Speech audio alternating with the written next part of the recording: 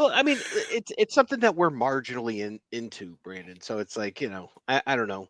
It's like somebody trying to sell you on like, Oh hey, yeah, no, I'm definitely punching down. Like this, I get what I'm doing, and it's not particularly fair. And I'm not trying to mock anybody that likes this stuff. Just Leo, just Leo.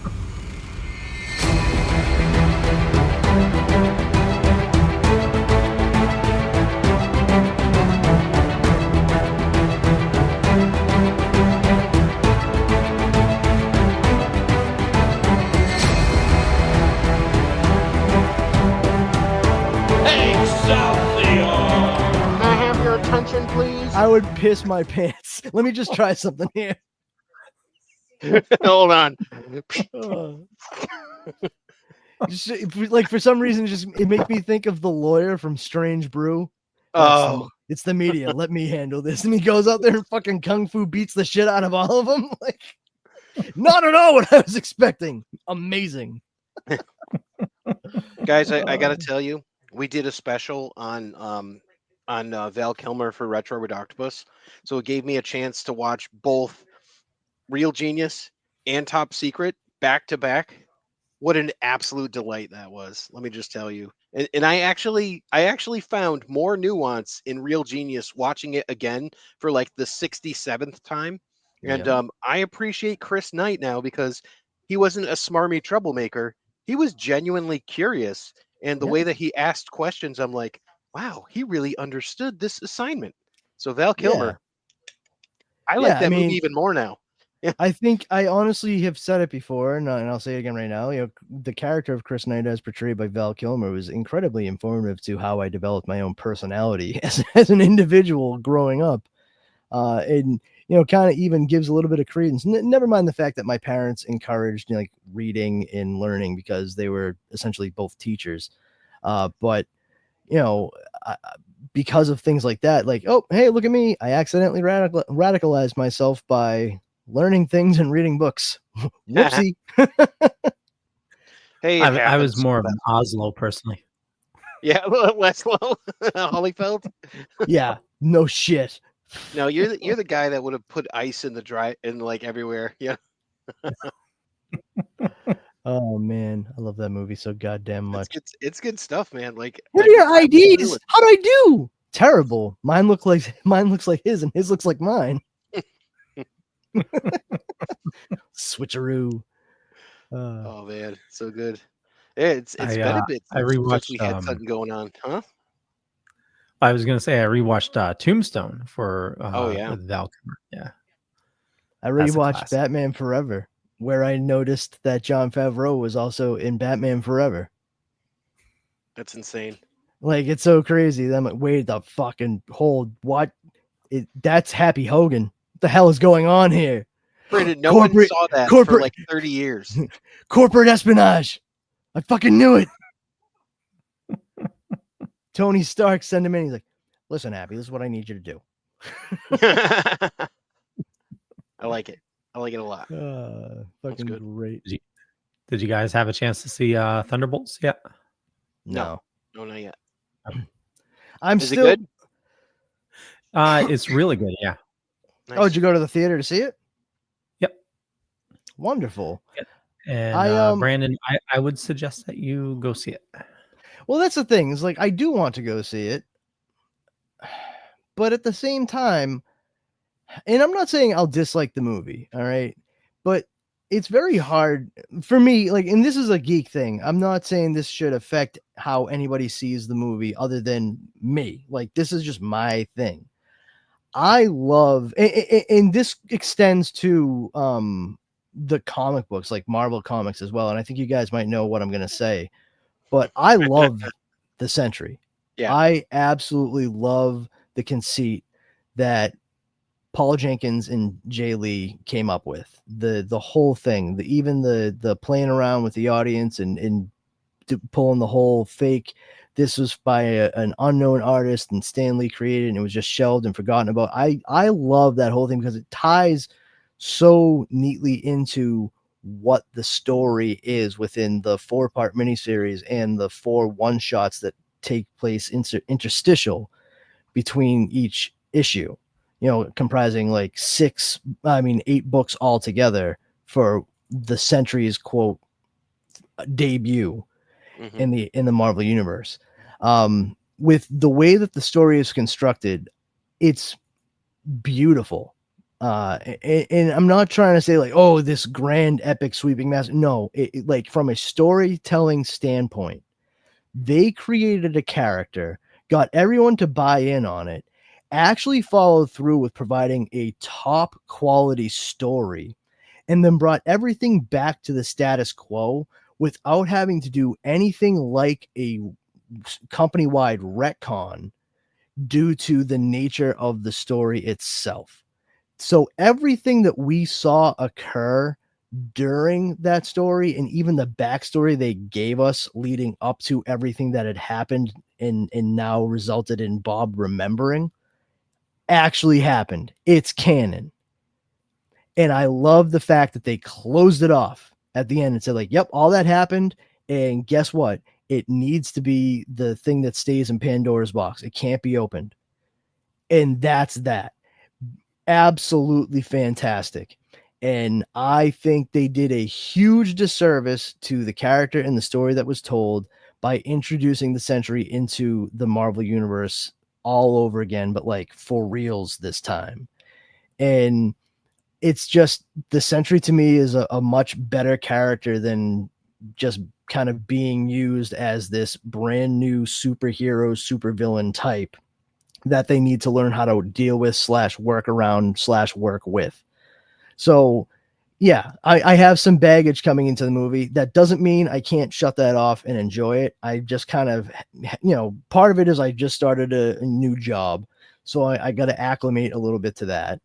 But I haven't, as much as I've been interested in seeing the movie because I like pretty much everyone that's in it, I've been a little apprehensive just because I have that sore spot for the Sentry. That's all. I can And understand why. that's I no mean, one. I'm not blaming anyone. I'm not bitter about it. I'm not saying it like that. It's just my own thing. That's all. And anyone who's never read the comics, that's a big fat nothing burger that I just served up, and yeah. that's understandable. You don't have to care about it, and I don't blame you. So you said, was it Paul Jenkins created him and then Bendis kind of ran with it?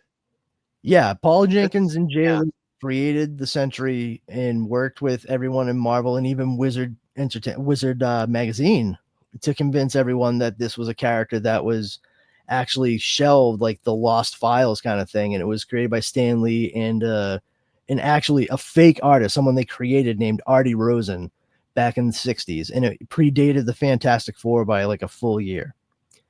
And that's the story they ran with. It was like a big exclusive for Wizard magazine, Yeah. and everyone was all at Twitter with like, oh my god, what is this going to be like? And I mean, it was awesome. It was dark, and then slowly but surely you realize it was a ruse, and you're like, oh, you cheeky bastards. But I would appreciate your ruse. yeah, My but what? your ruse, your cunning attempt to trick me.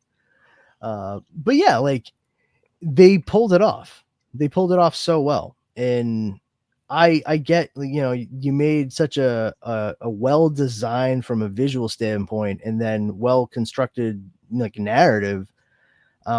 It's very tempting to utilize that, Yeah. to not just like let that sit on the shelf and be the trophy it should be. And that's what they did. They felt I get it, like business wise especially, but leaving money on the table, yeah, I understand.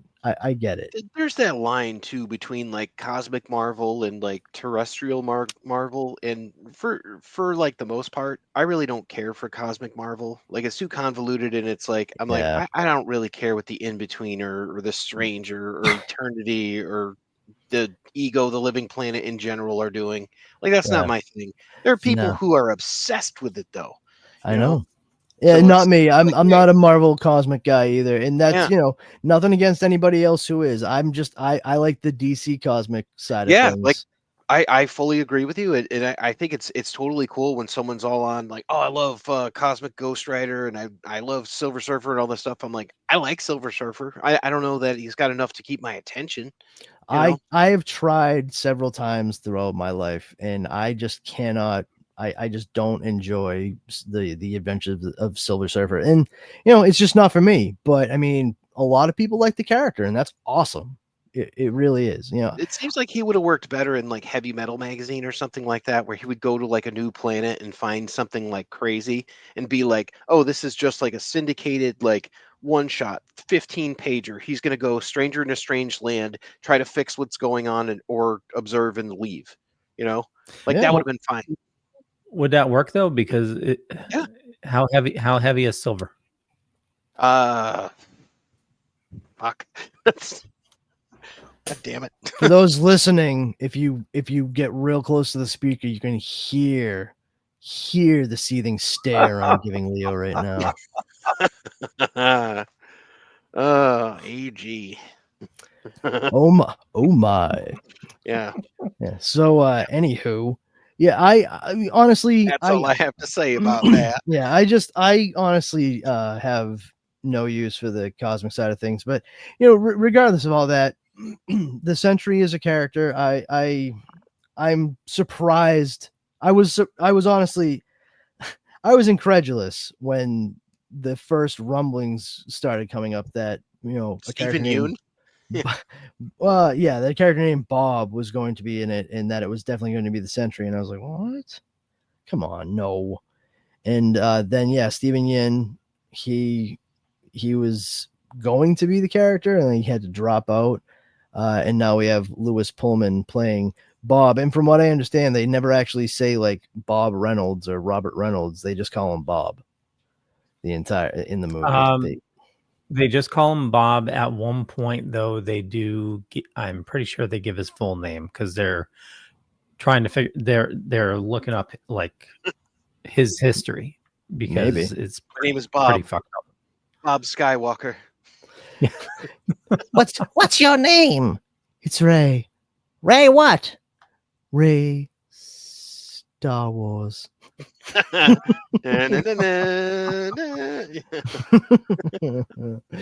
into Disney Plus for the further adventures of Ray Star Wars. Skywalker. If both of you aren't gonna go see it anytime soon, maybe just check out the after credit scene. Because it definitely ties into upcoming. Oh, stuff. wonderful. So that means the Fantastic Four shows up in the after credit scene. Thanks, Leo. Woohoo! Cool. Wow, nice poker face, redhead. I don't even care. I just want to see him. So now, what I'm curious about is they don't show up. How confused were you when you saw them, Leo? Because you were like, why do these four people in matching uniforms all of a sudden showing up? Wait, is this the four friends in a spaceship? I'm gonna have to ask Brandon about this. Is this the challengers of the? What was it? Challengers of the Unknown. Is this Challengers of the Fantastic? Challengers of the Fantastic from Amalgam Comics.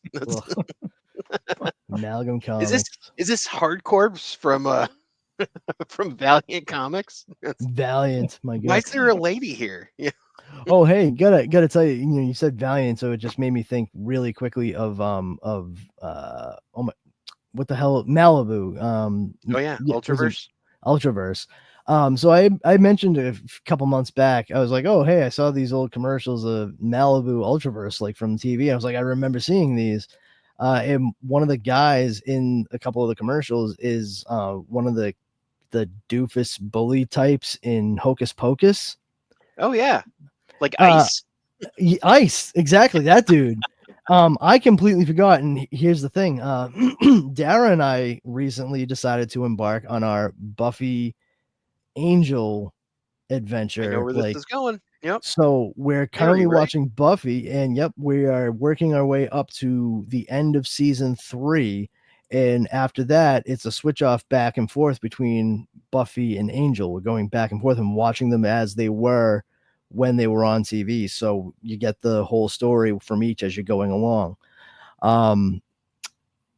That dude who played Ice in Hocus Pocus, he is also in Buffy the Vampire Slayer. He plays the womanizing bully that actually ends up coming out to Xander in the locker room. Mhm. And it's just funny how much stuff I've seen this guy showing up in ever since I saw him show up in that Malibu commercial. Also, I gotta say, watching Buffy the Vampire Slayer right now, man, it's the first time that I've really watched it through since the first time it was on. I mean, I saw like every episode every week, but my first time as an adult just plowing through all of them, and I gotta say, 100%, I want to punch Xander in his fucking throat.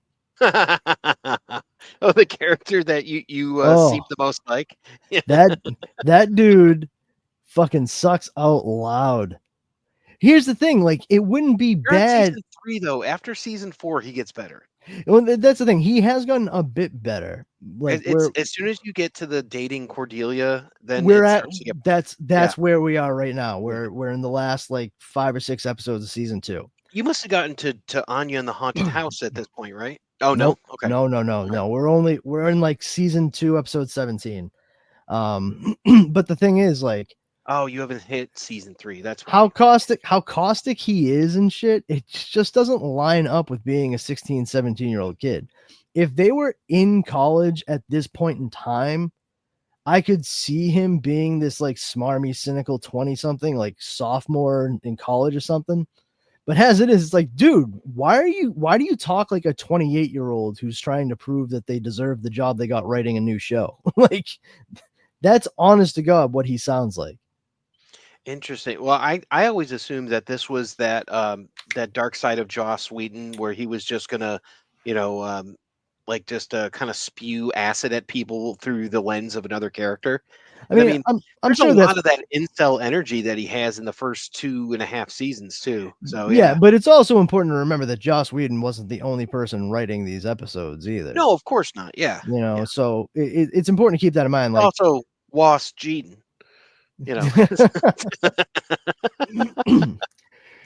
But I mean, honestly, I'm just not looking forward to season 4 because I remember even when it was on TV, just rolling my eyes back so fucking hard that I could see my own brain at certain points. I don't remember liking Riley at all. I like a lot of it. I don't like Kendra, but dude, she kills me. Kendra is possibly the worst actress that you've ever seen on film. The worst Caribbean accent I've ever heard. I'm Kendra, the Vampire Slayer. Yeah. What? Yeah, what it's pretty brutal. And then like her line delivery and all that, and we're like, can we just fast forward to Faith here? Like, yeah. Hurry up and die. The cool thing though, I gotta say, is going back and seeing Oz, and then you're like, man, Seth Green is a good friggin' actor. It's 100%. Like he's a good actor, dude. I mean, it's kind of cool too to think about the easy like camaraderie and chemistry that he and Allison Hannigan had, due to the fact, especially that they had known each other since they were like 8 years old. Oh, I didn't know that. Okay, that's pretty cool. You've never seen My Stepmother is an Alien? I have. I didn't know that Allison Hannigan was in that. She's Dan Aykroyd's daughter. Oh, no kidding. She's the girl who is. It has been quite a few years since I've seen the stepmother, and Seth Green is her friend in the movie. Yeah, they've been buddies ever since then. I mean, not to mention, like, I'm also just like always kind of in awe of the fact that like Seth Green just makes friends with like everyone he works with, except for Bill Murray, who apparently dumped him in a garbage can. Yeah, well, that's Bill Murray for you, right? What are you gonna do? It's Bill Murray, Yeah. And it's funny, he doesn't pull any punches about it. He's like, yeah, I don't like him. He was really mean to me. I'm like, you have every right to be that way. So yeah, completely understandable. I realized we just spent like 5 to 7 minutes talking about the fucking Sentry, and I'm sitting here wearing fucking bright ass yellow and sky blue. Fucking perfect. It's like you knew. Oh yeah, that's got to be it. Yeah. I like the costume. I saw some picture like comparisons to the Superman action suit, and I saw the Sentry one, and I'm like, that Sentry costume looks friggin' sharp. Like he looks just like he does in the comics. Maybe a couple more enhancements, but it looks really sharp. I haven't seen it. I try to stay away from certain things sometimes, and like this is one, like I said, like I've been kind of, I don't know So I don't want to spoil myself for anything. Like anything that could be a fun surprise on screen, I want to be a fun surprise on screen because we Like how you're Yeah, waiting and- to watch Andor. yeah, Exactly. yeah. I mean, I don't know if that's the Andor best what? example. Like the thing that would surprise me the most about Andor is if I fucking enjoyed it. That would be the biggest shock of my goddamn life. I'll tell you that right now. I just wonder if Some you're ever people are stuck in like saying a it's like- dentist office watching it. You're like, damn it, I couldn't leave. They're calling it like the best Star Wars, but I don't see it. It has Yeah, some I good don't see it. I don't see it either because I never put it on my television. Mm-hmm. Yep. it has some good parts, but it's very small. Then it's like a lot of stuff that like, why the fuck are we watching it? Like this whole and I think I put it in chat, but like so they're dropping 3 episodes at a time. Each 3 episodes is like a year, and they're building up to Rogue One. So it starts like 4 years Finally. before, yeah. It starts off like 4 years before Battle of Yavin.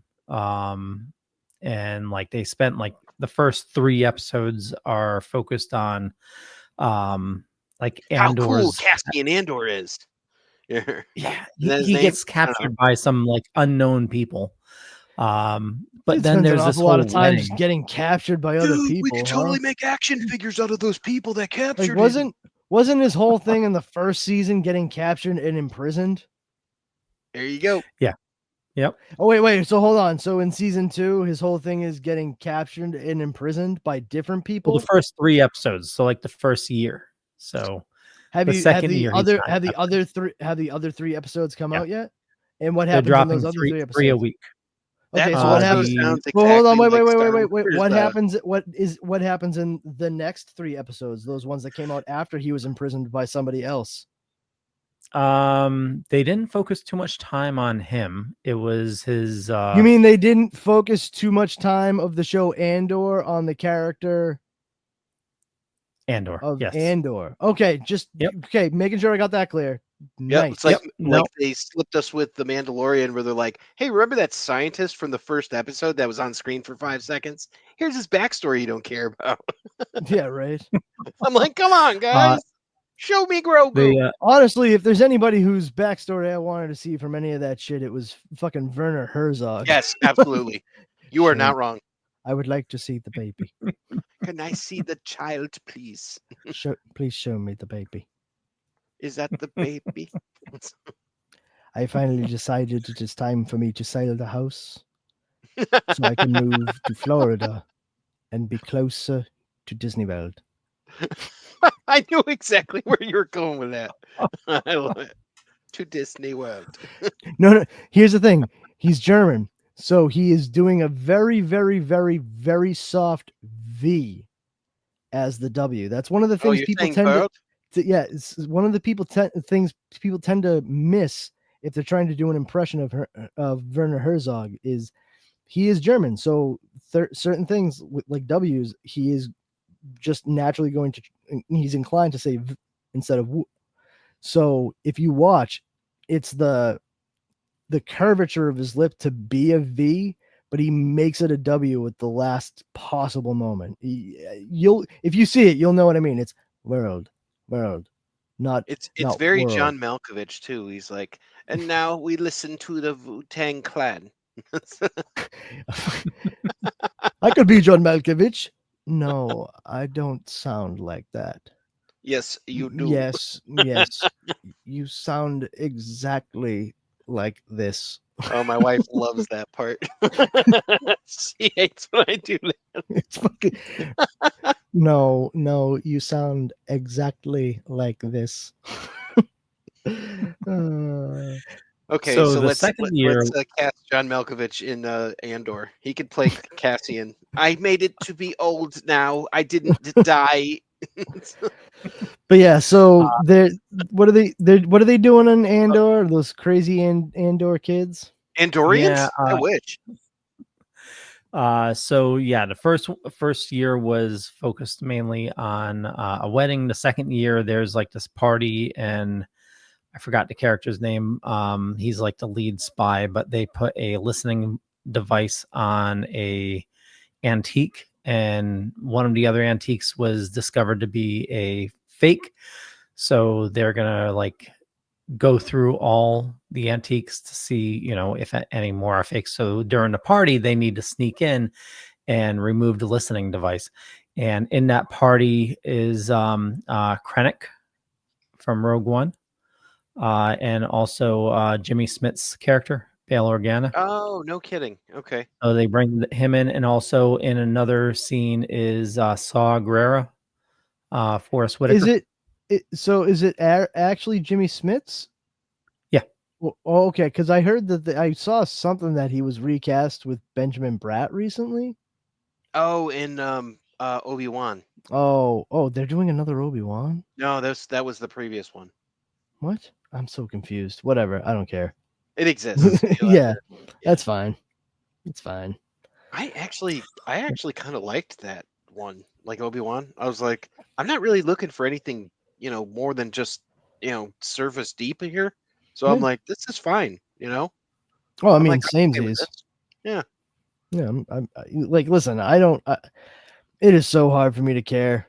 I want to. I really do. I have to finish Skeleton Crew at some point. Oh, that one's good. I really enjoy. I liked what I Crew. saw. First 3 episodes, I'm like, this is pretty cool.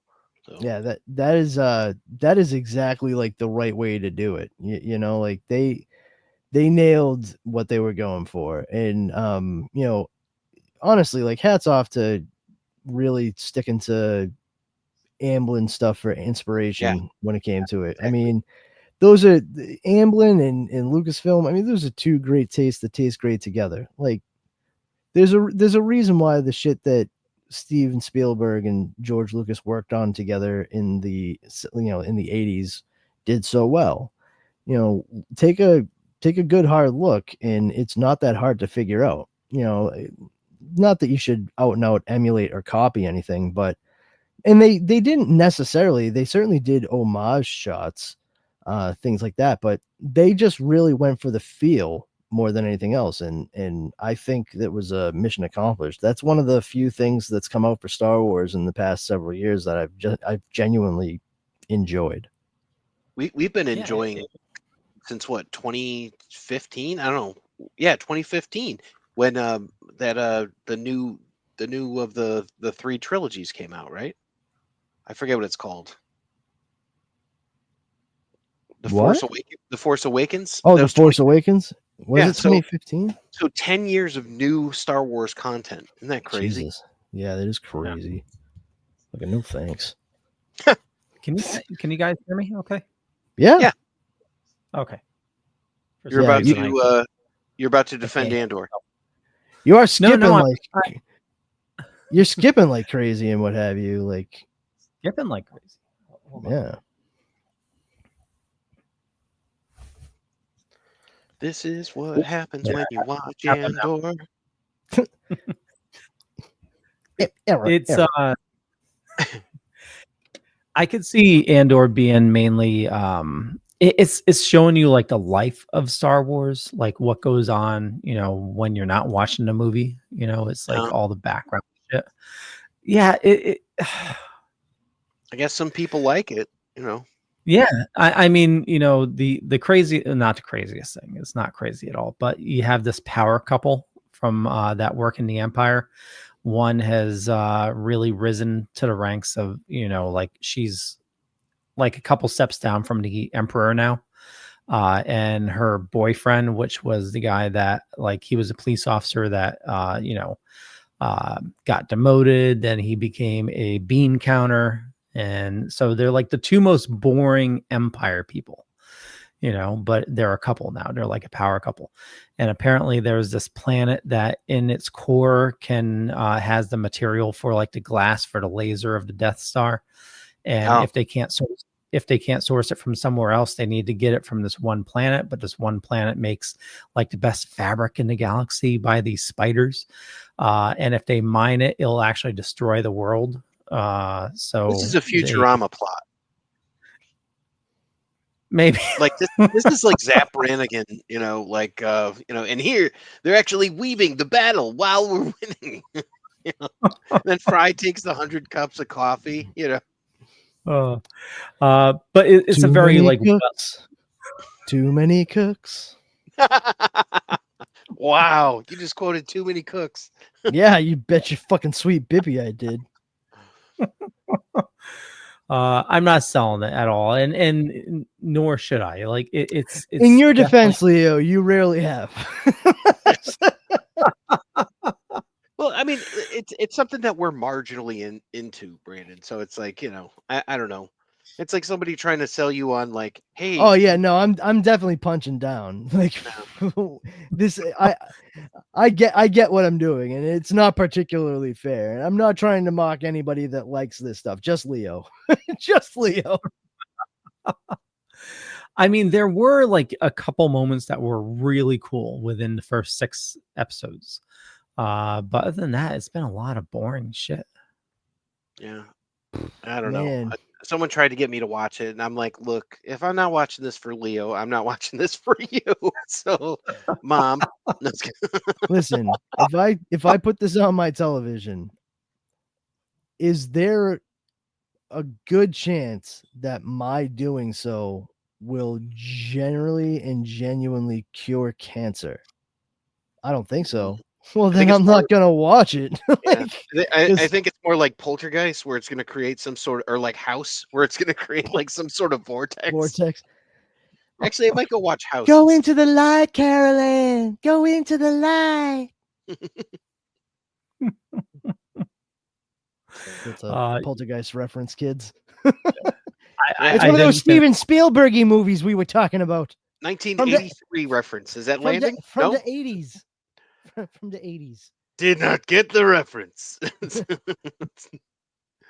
I didn't finish watching the episode, but Ghost Adventures,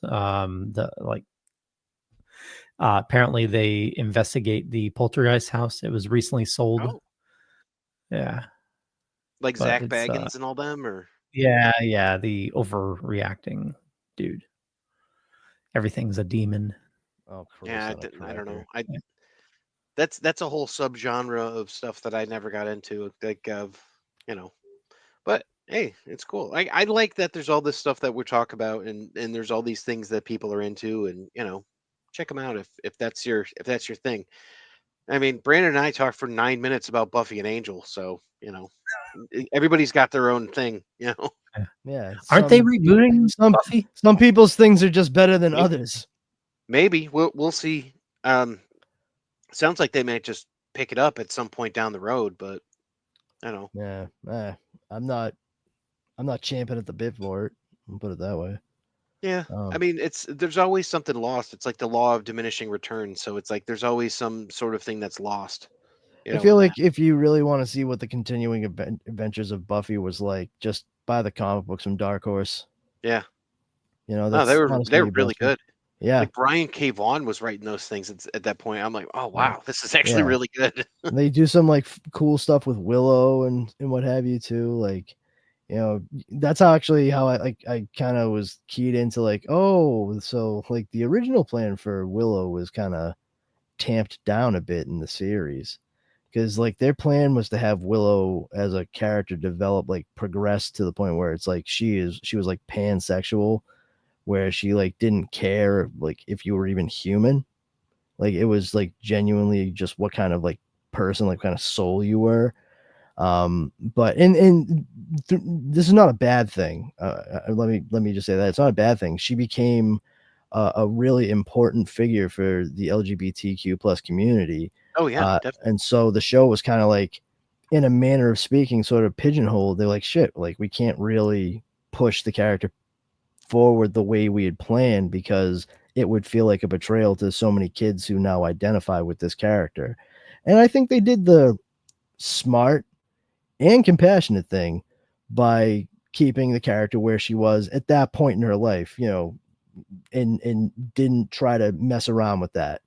But in the comic books, they are able to like go even further with all of the characters than they ever could before, like on the show. And that's like one of those little things that comes up in the writing in the comic book was done really well, because there's so much subtlety throughout all of it. It really was crafted well to try to emulate the same feeling of watching an episode of the show while you're reading it panel to panel. That's no easy feat to pull off, but with the artwork and the quality of writing, I think they did a pretty good job. It's the banter that makes it work, you know. Yeah, 100%. Yeah, I think so. So, yeah, that's a good one though. I mean, that's all stuff that's out there and available. Like season 8, I think I have a Blu-ray and a DVD or something like that I had gotten them on like years ago. You know, it's been out for a long time. Yeah, I bought the bundle on Fandango for Buffy. Oh the yeah, series. nice. And part of the bundle was season 8, the motion comic thing. So I thought that was pretty cool. But like we also have several of the trade paperback stuff, because once Dara watched the show, I was like, they continued it in the comics, and she was like, "What?" And so I was like, "Yes, here, get addicted." That's right. Suck it up, stupid. Don't tell her I said that, please. She will smother me in my sleep.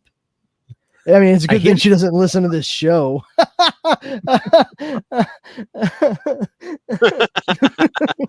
Oh, doctor. I hear the same with really, baby. I can prescribe anything I want. Hi, Dr. Nick. Hi, everybody. Hi, Dr. Nick. Dr. Nick Riviera. The blue thing's connected to the red thing. The red thing's connected to the purple thing. The purple thing's connected to my wristwatch. Uh-oh. Well, if it isn't my old friend, Mr. McCraig. We're a leg for an arm and an arm for a leg. Dr. Nick. Good times. Anyway, so it's fun stuff. So you guys wanna talk about this thing? this thing. Yeah. Are you talking about this thing? Well, yeah, one of the things in that thing, I'm sure. That thing. He's right there. He's that thing right there. The fucking bat thing.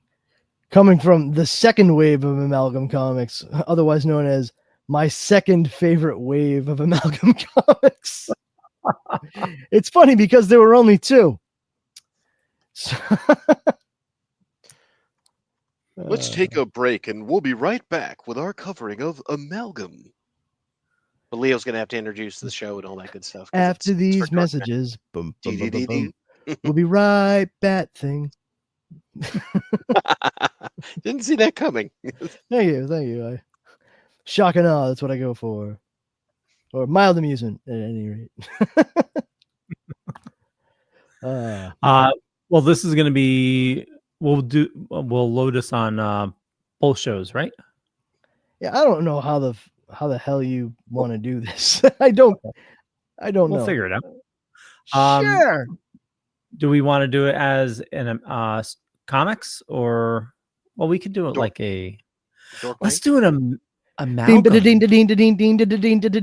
A Dork Night Comics Paradox special presentation. Get the whole spinny thing. Now that I've said it, if you don't do it, Leo, it's going to be a huge disappointment visually. Okay. I'll try. I got the template, but it's set up. I know you do. I've seen you use it. Is it in here? I don't know. Presentation overlay. No, I don't know. Maybe give it a try. I got it somewhere because he used it like forever ago. Yeah, it was like around the same time that they did Werewolf by Night. I still use it every now and then. I've been trying not to do like a now and then kind of time. Sounds good. Yeah. Sounds like now. I don't see it. Well, that was then. This is now. Soon. When will then be now? 1, 2, 3, 4, 5. It's just like the coat to my luggage. Sounds like an idiot's coat to their luggage. We ain't found shit.